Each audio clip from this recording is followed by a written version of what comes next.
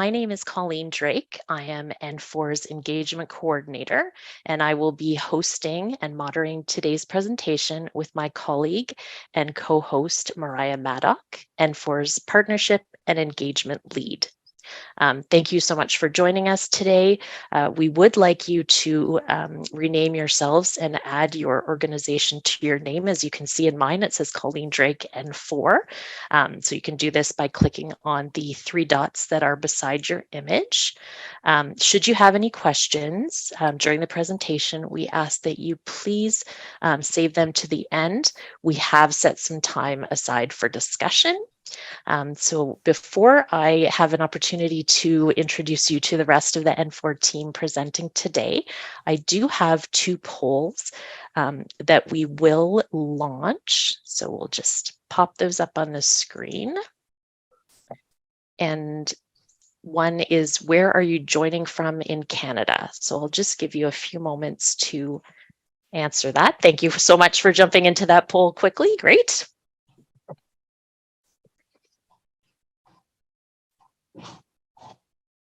Fantastic. Okay, so it looks like we have quite a bit from Ontario and Quebec, 56%, Manitoba at 11, Alberta at 7, and British Columbia at 21. Do we have any from the Maritimes? Fantastic. Nova Scotia has representation at 7%. Thank you so much for joining us. So I'll stop sharing that poll. And then we do have another poll, so I'll pop that one up, launch it. And this is, which group does your organization belong to? So which of the following groups does your organization belong to? And you do have an opportunity to select multiple organizations. Let's give you a few moments to do that one.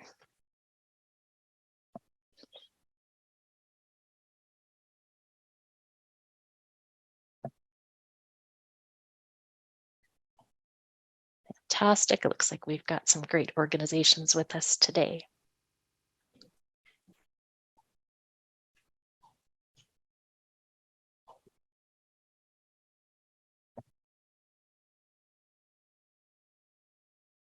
Fantastic. I think everyone's had an opportunity to answer.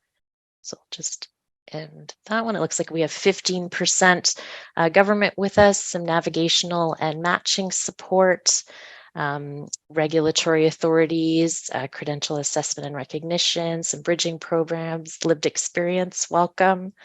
I'll stop sharing that one so you can see. And we have some bridging programs, 19%, lived experience, 7%. Fantastic. Okay, great.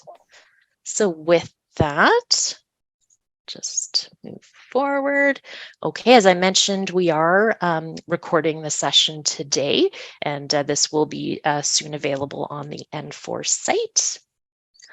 And I now have the pleasure of introducing a few members of the N4 team who will introduce key findings from our IEN and ITP working group meetings. We look forward to hearing your feedback on these results and ideas and how findings can be leveraged. So with that, please welcome Christine Curry, Sahar Zoni, Kat Goodfellow, and Catherine Penny. And now I will hand it off to Christine to get us started. Awesome. Thanks, Colleen, and thanks, everybody. Just a note, when we do our breakout rooms, they won't be recorded. We want you to feel free and to have really honest feedback on what you hear today to the team. We're always keen on improving. We do have the site visit report available, and you'll see the link shortly. But we may do small tweaks depending on your feedback. And of course, we bring the feedback here for our working groups. As Colleen mentioned, we've got some working groups that Mariah will discuss in greater depth. So please, looking forward to that interactive component. Reason why we did the polls is we have a strong commitment at N4 to not be an Ontario-centric. We are based in Ottawa, but we're very keen to have a pan-Canadian approach to everything we do. We know that one size doesn't fit all, but at the same time, we can definitely learn from each other across Canada, and that came out in resounding strength, as you'll see as Kat goes over the results of our site visits. And we're also interested in intersectoral. So, in particular, the issue for internationally educated health professionals, There's so many pieces to this puzzle, as we discovered. You'll see how many, well over 100 site visits, virtual site visits we did. Thank you all for, agreeing to meet with us. We sent you notes, you confirmed what we heard, and then this is fulfilling our commitment of bringing back to you what we heard from everybody else and how are we using this data. So really looking forward to today's chat. Just a reminder of those, some people are being sent as delegates. So a reminder of who N4 is. So we're the National Newcomer Navigation Network. And our focus is on creating equity for newcomers by having a pan-Canadian intersectoral network. Our original mandate in 2019 was to look at patients and clients in the health and social service sphere, did a lot of great work, developed our website and a lot of great tools, including a community of practice model of working groups. And so we were tapped on the shoulder in April of this year to say, can we leverage these to also look at equity for newcomers who are on the other side of the bedside in the case of healthcare, those, and specifically physicians and nurses, and what are the barriers to them becoming optimally employed? And what we know from statistics is less than 40% of folks are successful. We welcome them with great open arms to immigrate to Canada as nurses and physicians, but yet less than half of them are actually successful in becoming optimally employed within their profession. So how can we improve this? A lot of different ministries are looking at this. And you'll hear about our work in this endeavor, which looks at intersectoral work. So I'll go to the next slide, Colleen, just to guide what I've been saying. So we started, as I mentioned, in April, as having a strong understanding of newcomers on the other side of the bedside, but really wanted to understand what is the current state, and definitely we heard a lot about different people, were a lot of different initiatives that would continue to be fast paced while we were doing this work and continuously capturing that. So we started reaching out to multiple stakeholders, and Colleen will cover off who we actually met with in total. So that continued through the summer and fall. Then we formed some working groups based on who we saw as key informants to that work. And again, Mariah will cover off that work. What we heard very early on was those with lived experience felt very excluded from all the work that was happening. And so we did carve out special attention to them by forming consulting groups for physicians and nurses. Another key finding was that the processes for each were so incredibly different, with different challenges, different strengths, that we chose to separate that work to ITPs, internationally trained physicians, and IENs. We often get the question about why ITP versus IMG. We heard strongly from those with lived experience that ITPs come to Canada with years and years of experience. That's why we choose them to immigrate. So their IMGs would not, they felt did not accurately portray those years of experience, versus Canadians who study abroad are also considered IMGs and are great, have great skills, but they don't have the years of experience that internationally trained physicians. And that was our locus of our focus, was not on Canadians who study abroad, but rather people who have years of experience choose to immigrate to Canada. So that's the ITP term. We're currently drafting some recommendation reports that will be released. They're being finalized by these working groups. And kudos to all those of you who are here and are on those working groups. They've been phenomenal, very collaborative, very open to sharing. And so those reports will be ready by the end of March, and we're having some launch events for those in April. So stay tuned for those. And I think we have the dates later on. And then post-April, what we're looking at is really, it's great to have reports. We don't want one of these, what they call top right-hand drawer reports, where you do a report and it sits somewhere and collects dust. We're forming very strong, first to communicate the results, but also knowledge mobilization. For every recommendation, we are forming a knowledge mobilization plan to say, how can we help folks action these recommendations, to understand them and action them? And then we're going to have continuing dialogues over the course of the next year on how is it going in terms of implementation. Go to the next slide, Colleen.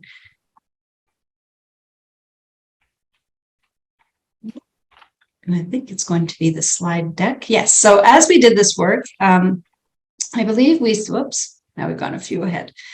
We've reached out to so many folks I think we're on the wrong side, Colleen. Apologies, it's just a slight delay, but it will come back in a moment. Okay. So as we did this work, we definitely enlarged the amount of partners that we formed. And so we were now at 1,200 members and over 250 organizations that form part of our N4 network. You'll see we really are pan-Canadian. As we told you during our site visits, Quebec has their own immigration system, so they're excluded from our outreach. However, as they discovered us, there's certainly, the issues don't stop at those borders. Having come from Quebec, they have very similar issues. So we actually did seek to understand how are they tackling this issue. So we have that information as well. So there's some innovative practice, and we definitely continue to welcome them to contribute, but we don't do that active reach out. The top right boxes, those a lot of umbrella organizations. I saw a lot of you in the poll said you're from these organizations, and thank you for joining us. So I think I'm going to hand it over to Colleen, who's going to talk about exactly who did we outreach to, and then she'll hand it off to Kat, who will say what exactly did we hear. Okay, thanks so much. Oh, apologies. We have a deck that's decided to have a mind of its own today. All right. So we have made some amazing connections with organizations over the past few months that Christine mentioned. Many are captured on the slides. Thank you so much for letting us take your photos in those site visits. We have new members that have joined N4, shared some fantastic resources, and introduced us to their colleagues across the country. We have learned from you and found so many similarities in our work, and we see that going forward. So thank you for your continued support. This is our IEHP stakeholder outreach engagement. Many of you joining today are obviously on this slide. Since our new mandate in April 2022, we have met with over 100 contacts, organizations from across Canada, captured in this slide, and individuals who play a role in immigration and employment. We have connected with national associations, regulatory authorities, settlement organizations, and those with lived experience, as they're all addressing the current health crisis. So our site report data was based on a subset of our site visits between May and September 2022. The N4 team conducted 57 site visits, meetings via Zoom and Microsoft Teams for the core research that you're seeing here. A further 17 meetings took place between October 2022 and January 2023, and parts of these were used to supplement observations from the initial data set. So with that, I will now take this opportunity to hand off to my colleague, Kat. Thank you, Colleen. And I'm just going to share my screen here so that Colleen doesn't have to handle my slides, because that seems a little unfair to her. So hopefully everyone can see this. So I'll just wait for a nod from Colleen. Do you see my screen there, Colleen? Good, Kat. Great. Okay. We're not seeing it in slide view, though. We're seeing. Yeah, that's okay. Oh, I work on one screen, folks. So when I bring that presentation up, I am going to have no sense of anyone emailing me or messaging me or waving their hands frantically and I'm getting it wrong. Okay. So with that said, I will launch into this presentation. So this site report, as Colleen described, is the result of all the notes that we took in the meetings that we had with you. So if you remember those meetings when I said, hi, I'm Kat Goodfellow and I'm taking notes today, this was the purpose of all of that note taking. What we really wanted to do was to understand the pan-Canadian challenges that IEHPs are experiencing right now, and especially in the kind of during and shortly post-pandemic state, because we know that there's decades of research on the topic, but we also know that COVID exacerbated many of these challenges. So we really wanted to understand if anything had changed. We also wanted to map the barriers to licensure. This is work that's been done in many forms. We wanted to incorporate settlement into that research and make sure that nothing has significantly changed, what was changing, discussions about the HHR crisis that were ongoing, were they having an impact? Was there already motion towards various changes, action to remove these barriers? And then we also wanted to understand the facilitators and the best practices. So this is a really good chance for us to reach out to our stakeholders, understand who we should be talking to, and to start building our own knowledge of emerging issues in the field. So as with all research, there is scope and there are some limitations. Just like to offer those caveats up front. This was a time-bounded study. We have spent about a year on this work, and I know that many of you have spent, 5, 10, 25 years on this work. So we're really only seeing a snapshot from the last year. We did have limited opportunities for extensive follow-up engagement, although many of you did receive ongoing messages from us, verifying information, following up, checking, and some of you gave us really prompt updates when things had changed, which was fantastic. And as Christine said, we are funded by IRCC, and with that comes quite a specific geographical mandate, so we can include northern communities and Quebec in this project. So this is really newcomer oriented. This was within our work with newcomers, and it was a synthesis of that material from the 74 visits that Colleen mentioned in the slide before. So we did have a methodology. We have quite a significant pool of stakeholders with whom we were already connected. So we started there. We reached out to some of you who were already connected with us, and then very kindly, people that we spoke to said, oh, well, you should talk to my colleague, or did you know there's a great organization doing this work? And we were able to identify existing stakeholders through snowball sampling. We met with every stakeholder for an hour. We presented on our work. We had a facilitated discussion with a kind of semi-structured question set that allowed for some flexibility. And then we had a Q&A period, which was always really informative as well. We then summarized those notes, we shared them back with the organization with whom we met for validation. And then for a couple of months there, I was deep in the weeds, putting everything into NVivo, which is a really great qualitative coding program, and then going through and really identifying the themes, exactly what was coming out of these site visits, what we'll be learning, what were the sentiments about these various issues, and what kind of trends and analysis can we look into and identify. And this is really the list of barriers. It was unfortunately significant. We heard I would say we heard most of these barriers from most of our respondents. Almost everyone we spoke with had a pretty good overall sense of the barriers. Some people obviously had a very specific, focused, in-depth understanding of one part of the licensure pathway, but generally these came up again and again. Immigration, systems navigation, mental health, cultural competency, discrimination and various forms of racism, interprovincial mobility, the cost of licensure, language challenges, the problem of finding accurate information, and also various issues related to country of origin. So we heard a lot of problems, basically. We heard a few facilitators too, and I'll get to those at the end, but unfortunately the bulk of our work was really focused on all the ways in which we are not able to get people through the system. So as analysis, I've grouped some of these themes together because I found that more often than not, people would talk about them together. Especially with our lived experience respondents, it was clear that they associated some barriers with one another, and they tended to speak about them in parallel. So that's how I've chosen to approach this today. The report is up on the site, and we'll link that to you later, and you can see more in-depth analysis.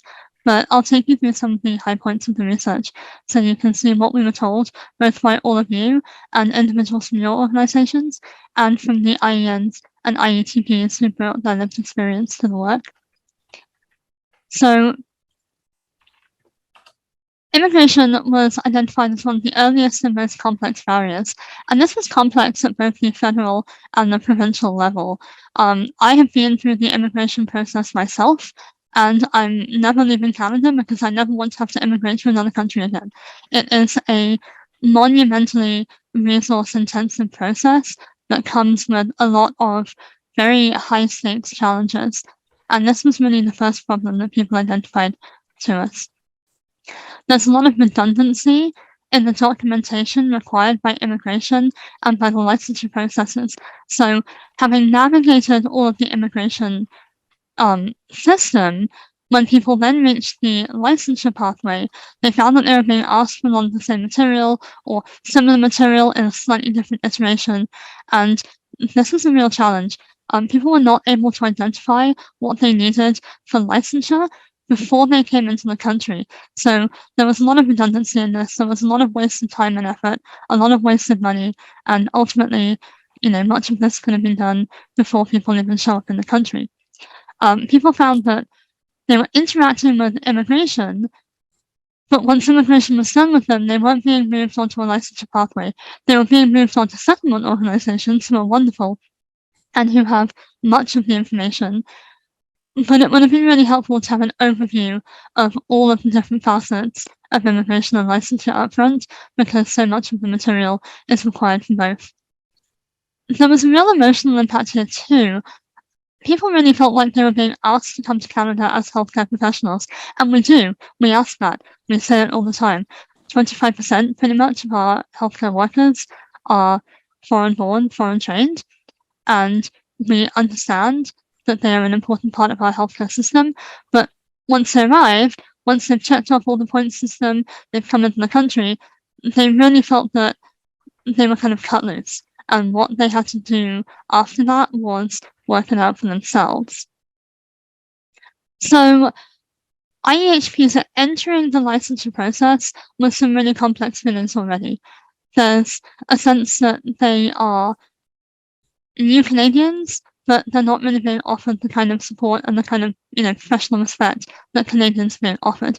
And what became immediately obvious was that they're being set up to experience challenges with well-being, challenges with mental health, and integration right from the get-go. So there's already this profound sense of rejection. We heard this all the time. I think more than anything, our lived experience interviews showed that people had an initial sense of hope and excitement when they enter the country, followed by a real kind of cold shower of, well, hang on a minute, you just told me you wanted me, but where's the help? This was really, reading back my notes, this was really uncomfortable and difficult to read. And especially as an immigrant myself, I really felt that sense of disconnect between what we're asking people to come in and do and what we're offering when they arrive. There's a deficit-oriented view of skills and competencies, and people really found this alienating and they found it demoralizing. You need doctors, I'm a doctor. Why is the focus now suddenly on what I don't know, what I don't have, what I don't understand? And the nurses experienced the same. This really came through in the area of cultural competence. This was considered an area of weakness in the sense that there were all kinds of bridging programs and all kinds of proposed themes, proposed strategies, for how we can make IEHPs culturally competent in a Canadian context. The cultural competence of Canadians was less discussed. And when we come to talk about integration, especially in rural and remote areas, I think it's really important that we understand that many Canadians are not educated in cultural competence and they're not ready to accept IEHPs as the brilliant healthcare providers that they are, who are bringing things to their communities. So I think that was something that people heard over and over again. And this is particularly galling, I think, for IEHPs, when we know that actually they do have a significant amount of cultural competence. And we'll talk about that a little more down the line. So having entered the system, having experienced this kind of emotional challenge of understanding what is now going to be needed to get into the system, they're faced with three really big challenges, and that is information, cost, and mobility. The licensure process is complex, it's expensive, it varies by province, and it's not portable. What does that mean? Taken together, even if you have a navigator, the stakes here feel incredibly high. You need to understand what different provinces will ask of you. You need to identify the province in which you want to live, and you need to understand, is that province going to be advantageous for you based on your family needs and based on all of the professional competencies and preferences that you might have. There is an absolute glut of information. It's taken me a year just to really understand the broad strokes, and we still find internally in our meetings, one of us will say, hang on a minute, is that how that pathway works? And we'll be back trying to understand exactly how the pathway works again. The cost is really significant. There's lots of bits and pieces of information out there, and there's some in the report, but this is a really challenging barrier for people. There are some micro-lending organizations out there, but the amount of loan available taps out at about $15,000, and that shockingly is not enough to become an IEN or an ITP in this country. And as I said, mobility is an issue too, because we're asking people to make an upfront judgment about where they want to live. And how do you know that you want to live in Manitoba or Ontario, obviously, if you haven't lived there? You don't have the opportunity to explore that really until you have to start making decisions. So that was really that was an intersecting set of challenges that taken together made it very hard to sort through all the information with a sense of purpose and a sense of confidence. And then the pathways themselves have some individual challenges that come out in odd ways based on where you're from, what experience you have, and how you're navigating the pathways. So there was definitely a sense that IEHPs didn't feel respected, and that lack of respect was intrinsically tied to where they're from. We don't include CSAs in this work, and that's partly because we're a newcomer network, but also because so many of these problems were actually not a factor for CSAs. Country of origin affects your available pathways and your experiences of discrimination, particularly for positions. So if you are from one of 7 jurisdictions, there is a jurisdiction-approved route that can get you in a little bit more quickly. But there are also some ways in which your country of origin would throw up what I would refer to as soft barriers. Whether or not you have lived and worked in an English or French-speaking country, for example, is not proof of your language skills. If you're from the Ivory Coast, that does not mean that you are considered competent in French in Canada. If you have trained in Nigeria, but you've worked in England, and in the UK we have many, many Nigerians living and working there, that is not considered proof of language skills right off the bat in the Canadian context. You can make that argument to some regulators, but you have to understand that you can make that argument, and the regulator has to accept that as an individual case. This was deeply frustrating.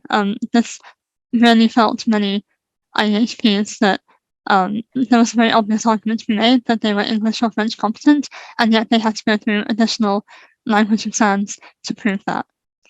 Skills gained from living and working in other multicultural and multilingual contexts were not considered an asset in the Canadian process. And when I say they weren't considered an asset, many people we spoke to from many organizations intrinsically understood that it was an asset, but the system itself doesn't actually validate that through the process.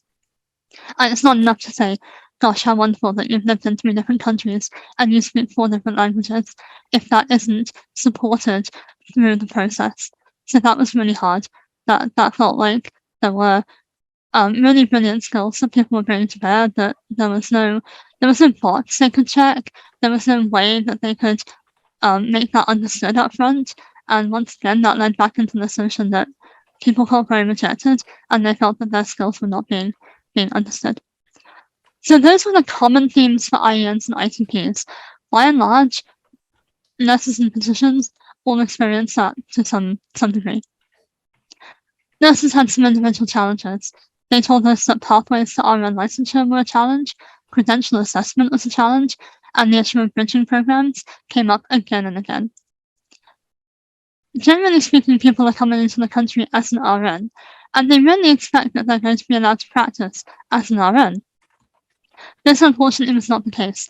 RNs really experience a de-skilling very, very quickly. There's lots of research on this too.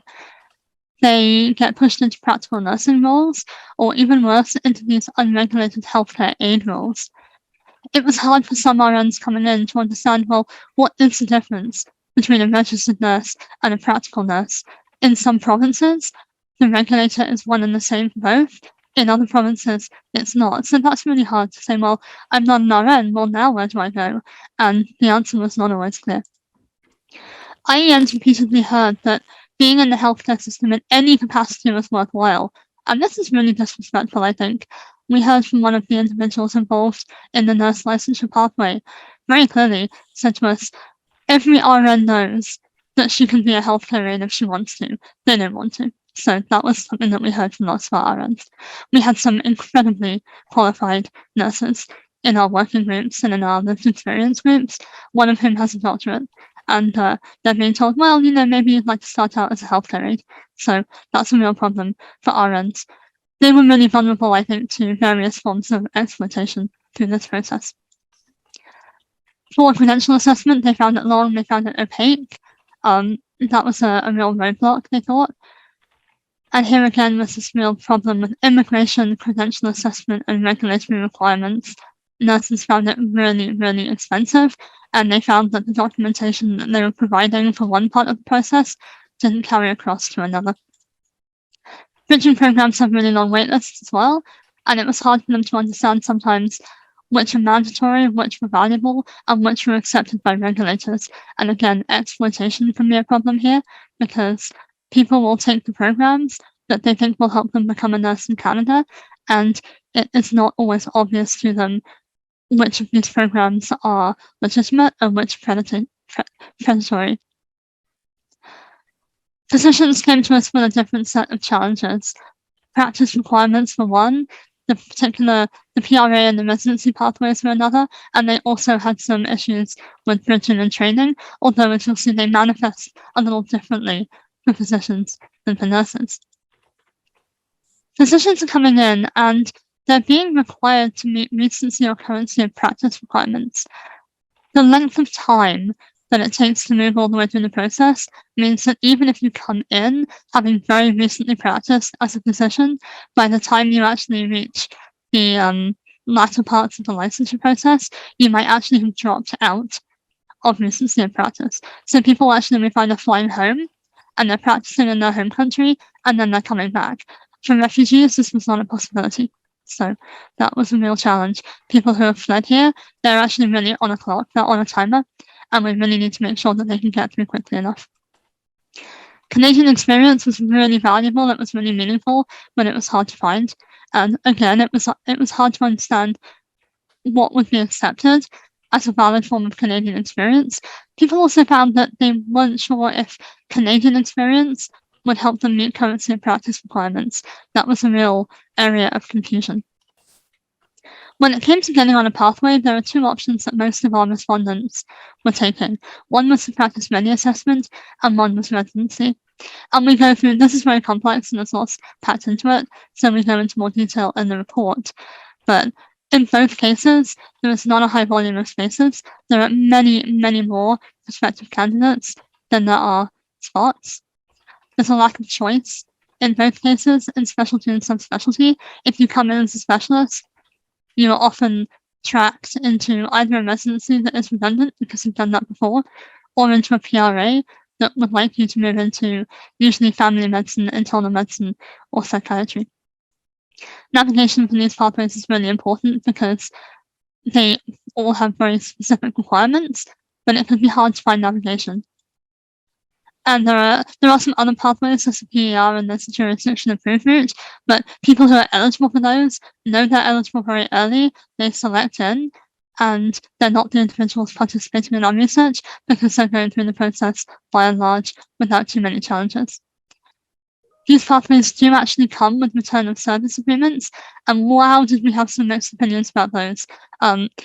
There were some people who thought they were really not a problem and they came in expecting it. There were others who felt that it was really hindering their ability to integrate and move on with their lives because they had to fulfill this agreement attached to the licensure pathway.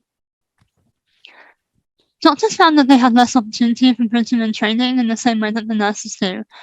There was a real felt need to selectively fill gaps. Okay, I want to know about the Canadian healthcare system.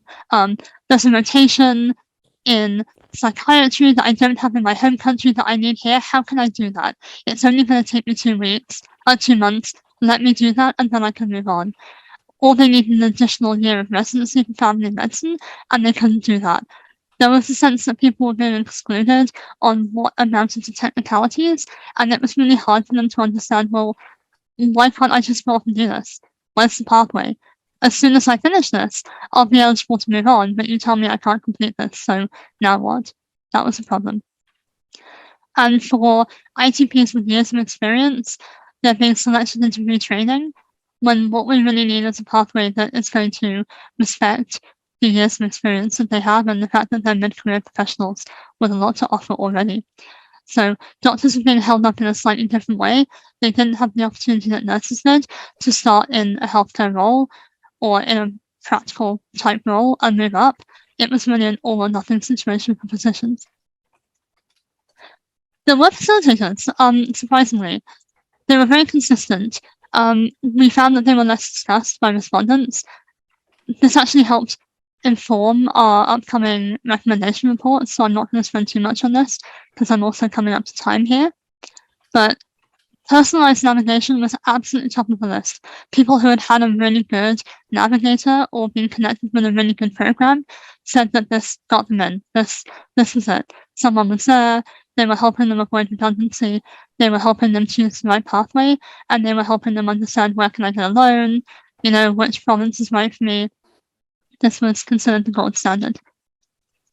So people who were not eligible for those really straightforward pathways found that navigation was key, and we'll be talking about that in our forthcoming recommendation and employer reports. Mentorship and peer support was important too, and what I think was really wonderful was that ITPs who had made it into the system and IENs who had made it into the system were really, really hungry to offer the kind of mentorship and peer support that they didn't have. Some of them have in fact formalized those supports into programs in which they're working, universities in which they're working, residency programs that they are currently involved with.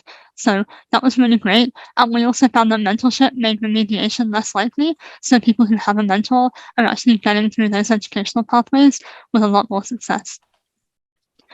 And congruence between immigration and licensure, the ability to take things like exams from overseas, to find quality information, and to get a bit more of that information up front so that you can start working on different elements in parallel. That was really important too. People want to start the process while they're still earning and working, and that of course extends their currency of practice even further, so they know that they're going to have as small a gap as possible between finishing up at their job at their old country and coming here and knowing that they're ready to say, yes, I've had my however many 100 hours within the past 3 years, and I've completed my exams, and I know the pathway I need to set out on. So completing those in parallel is far more efficient. So moving forward, what we learned from this really was that we owe IEHPs the professional respect, the honest and transparent information, and frankly the dignity that our immigration system is promising and not delivering on. We are not doing a good job here. We heard that over and over again. We've been working through our working groups on recommendations that we hope will help move the needle on this. And we've got some work in the pipeline as well that's connected to this report. Our knowledge translation plan is in progress. Our stakeholder engagement is ongoing. As part of that, you can actually go and find the site report. You can read it. You can, let us know your more fulsome thoughts, either to me directly or to any team member. And you can tell people in your networks that it is now out. Mariah will pick up a little later and tell you about some of the more specific products that are coming out of this work. But I'm going to thank you all for your attention and hand back to Colleen. Thank you so much, Kat. That was fantastic. And like usual, right on time. So I appreciate that. Thank you. We will be moving into some breakout rooms, but I really did want to give an opportunity to those of you in attendance for any questions, pressing questions now, and then we'll pop into the breakout rooms if there are no immediate questions. So just looking for some hands. Just see if there's any.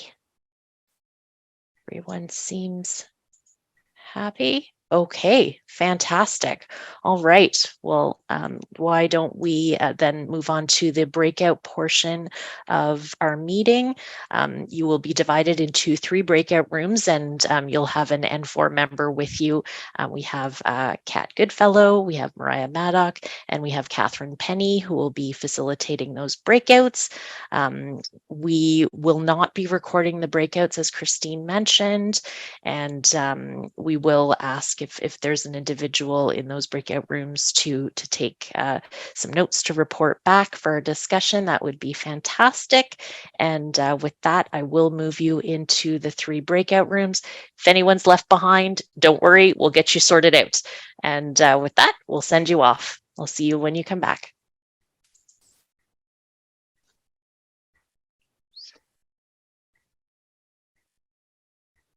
Care system. So again, we heard this over and over. One of the things that we were doing during our site visits, and I think we mentioned this, is really getting in touch with employers from the healthcare system. So from hospitals, from community health centers, from the long-term care. So we really got a sense of what's going on and what are the shortages. We didn't find any differences from one province to the other across Canada. There were shortages. There were hospital emergency rooms that did need to close because they were short.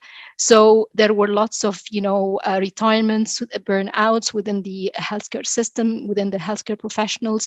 So again, we kind of, we had that opportunity given our stakeholder engagement before we got this new mandate in April. We were in touch with a lot of the adult hospitals across Canada, a lot of the community health centers, lots of the healthcare sector. We were kind of, they became our partners also with the settlement sector, knowing how important, the settlement sector organizations, umbrella organizations are for the, the settlement process and the employment process, and really supporting our, skilled healthcare workers in getting their foreign credentials and license. So we were very privileged, I would say, starting in April of last year when we got this new mandate, because we had this huge networks of partners, from the multiple sectors. We also were connected with a lot of academics who were already doing a lot of research and collecting a lot of data about how our IEHPs are not integrated into the system. So we, side by side, we kind of, as we were doing our site visits and really, collecting all the information that we need, and again, to make our recommendations about the changes, we wanted to have, or to be able to provide practical, solutions and supports to our internationally educated healthcare professionals in their path to get foreign credential and to get license. So knowing that, we heard a lot from our stakeholders that, yes, we do have this competency exams, and they go through a lot of qualifying exams for, for their, knowledge in healthcare. But one of the things that they kind of get as a barrier might be their understanding of the healthcare system, the Canadian healthcare system, and understanding of the, of the Canadian culture and so on. So we partnered with St. Paul University here in Ottawa. This is our second time to partner with them. So it's a bilingual university, and they were able to provide co-design with us a program. So it's a 3 months program that provides our internationally trained physicians and internationally educated nurses with those understandings about the Canadian culture and the healthcare system as a whole, among a lot of others. You can find a link to our this program on the website, and we've been able to, with the help of our settlement organization partners and our stakeholders in the community, we're able to recruit more than 300 IENs and ITPs for over the period from September to date. We are able to have open pre-registration for 300 plus ITPs and IENs, and we're able to provide this program to 60 of them who completed the program in December, and we're currently offering this again to another 120 ITPs and IENs. Half of them are taking this in French, and we're really very proud to be providing this program to Francophone speaking ITPs and IENs. We can see how grateful they are, because apparently there is not much out there that's offered to the Francophone community. So they're really thrilled. And again, as we mentioned, this is from across Canada except Quebec, because we can't offer this to ITPs and IENs in Quebec. Another thing that we were keen to provide was information. So we understand that information for them to do, to complete their license might be found over multiple websites. They also need to be part of, they need to always kind of stay updated on what's happening, what's changed to the regulations, right? So we have launched an RSS feed on our website, whereby we are able to bring all this information to them at one stop shop. It's the on our website, and they can also subscribe and get all this news through their emails. We have been sending like a newsletter to our N4 network members, and similarly we started sending a newsletter specifically to our IEHPs members. So that's again another way for us to keep them informed and make sure that if any of our partners have information that they would like us to share with them, we do incorporate that and we add it to our monthly newsletter. So I'll hand it over to Mariah to tell you more about our knowledge mobilization and what we've been, the routes we've been doing that through. Thank you. Great. Thank you so much, Sahar. And I know we're approaching the end of time, so I'll be very brief, and we'll put some links in the chat where you can learn more about some of the tools that we're about to share with you. As we did our outreach and engagement, one of the things that we noticed was that there's some really incredible, promising practices and innovations out there to support IEHPs. And so as we did our outreach and engagement, we also identified subject matter experts and organizations who could participate in webinars. And so throughout, as our mandate expanded from April until today, we have produced several webinars highlighting some of these practices. And I'm putting a link in the chat where you can see some of those past webinars or register for some of our upcoming webinars. Moving forward, we will be sharing an employer toolkit at our webinar on March 8th.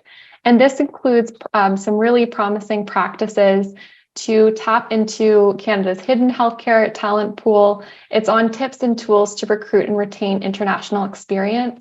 And it's what we learned when we did outreach and engagement with employers.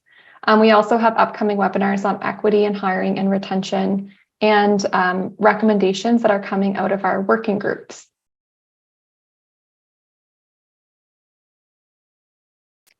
Professional development opportunities are also available on N4 at no cost.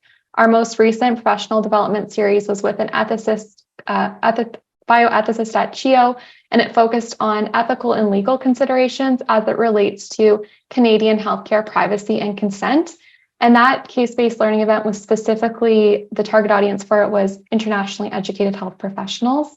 And there's other tools on our website that can be accessed, not only by those who are supporting internationally educated health professionals, but internationally educated health professionals themselves. We also identified several subject matter experts throughout our process, and we have these profiles on our platform. If there's questions that come our way that are outside of our scope of expertise, we will reach out to our subject matter experts.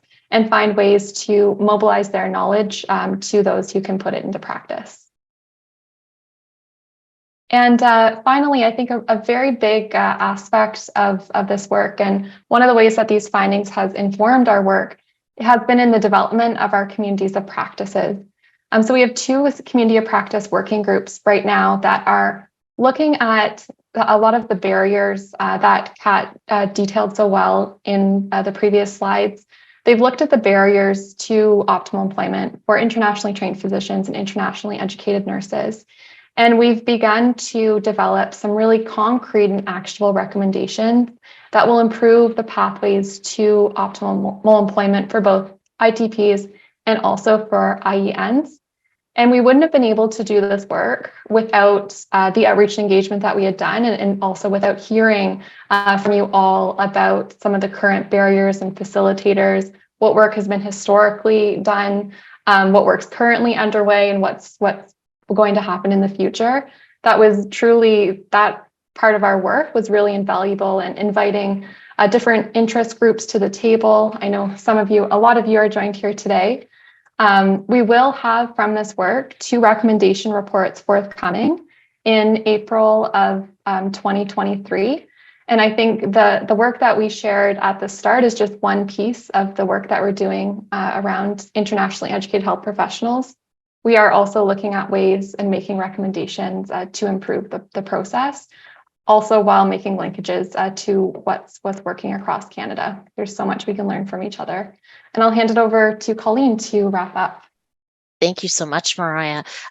So the report, obviously, you know, it will be released today, February 22nd. We will be hosting a March 8th webinar to share details on the toolkit for employers. And we have 2 upcoming webinars, one on April 19th for our ITPs and one on April 26th for our IEN presentation. So hopefully you'll be able to join us for those. Look for those on our website. 2 recommendation reports will be released at the end of April. So thank you so much. We'll just move forward one more if I can get the slide to go. Excellent. And as I mentioned, we really do love to share our in social media, the photos that we're taking at our site visits, and with the permission of the individuals on the call today, we would like to, at the end of our presentation, take a photo. So if you would prefer not to be included in that photo when we wrap up, please just close your camera. And a big thank you to everyone for joining us today. And I will hand it off to Christine to wrap us up. And then, as I mentioned, we will take that photo at the end. Thank you. No, and I know we're over time, so want to respect everybody's time. Just thank you again for attending. I look forward to seeing you all on the platform. Of course, we always push the plug for becoming a member, and look forward to hearing your more thoughts. Feel free to email any of us with additional thoughts, where our emails are there.